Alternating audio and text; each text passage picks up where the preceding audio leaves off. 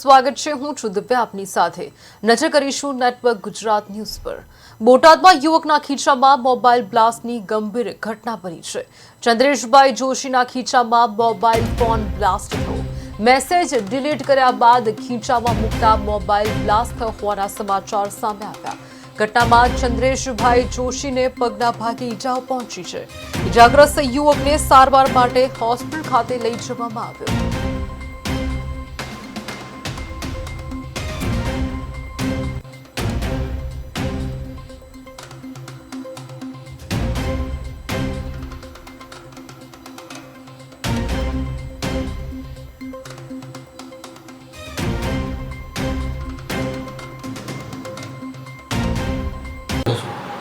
હવે એમાં એવું છે કે મોબાઈલમાં કોઈ જાતની તકલીફ નહોતી અને અચાનક મેસેજ આવ્યો એટલે મેસેજ ડિલીટ કર્યા એટલે અચાનક ડિલીટ કરીને મેં ખીચામાં મૂક્યો, ભેગું ખીચામાં મૂક્યો, ભેગું જ બ્લાસ્ટ થયો। ઘટના ક્યારની છે? પ્રમ દિવસ સવારની 10 સાડા 10ની આસપાસ।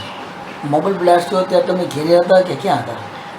મારા કાકા ગુજરી ગયા હતા ને ત્યાં હું યોગીનગરમાં હતો, ત્યાં આ ઘટના બની। મોબાઈલ કેટલો જૂનો છે ને કઈ કંપનીનો છે? આશરે 5 વર્ષ જૂનો છે અને એમાંય કંપનીનો મોબાઈલ છે।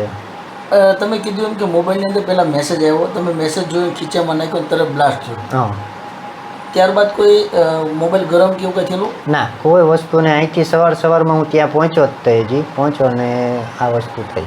તમને ક્યાં ક્યાં ઈજા થઈ છે?